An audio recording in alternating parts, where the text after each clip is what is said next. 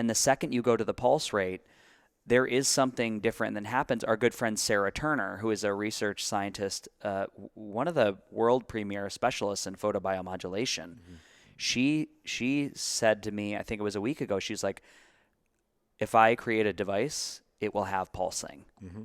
Like she's that on board with it. We mentioned some of the science and literature coming out around 40 hertz. One of my favorite neuroscientists, Andrew Huberman, was talking about the value of pulsing a light at 40 hertz to help the brain, help different mechanisms to break up beta amyloid plaque, cognitive function. Recent studies, however, have figured out ways that light can be delivered to the eyes to change global patterns of firing in the brain in ways that can be beneficial to the brain.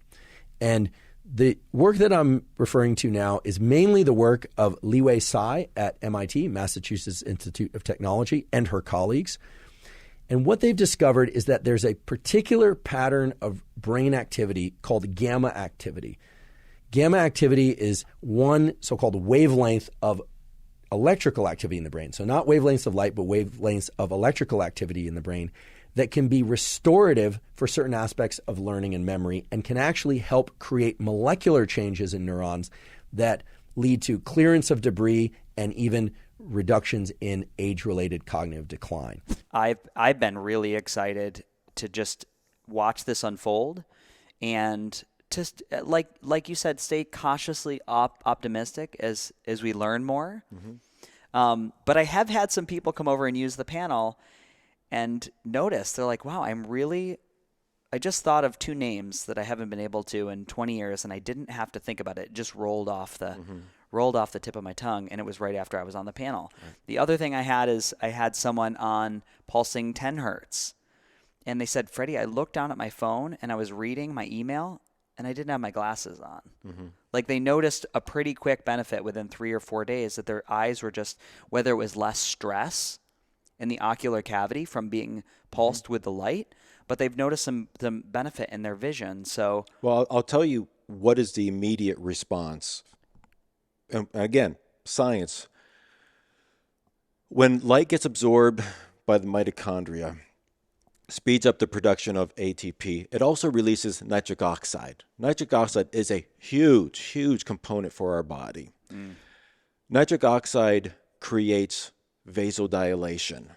So we're getting the capillaries, the arteries, the veins, they're opening wider. That means more blood supply is going through our system. That means more oxygen is going through our system.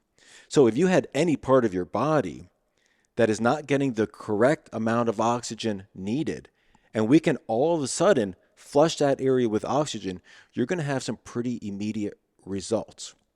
There's a reason why a lot of professional athletes are using light, and they'll do it, within a couple hours of either their training or their actual event, because that nitric oxide boost, creating that vasodilation, bringing oxygen to the body, not only helps them in studies perform better, and we talk about like the 17%, like that doesn't sound like huge.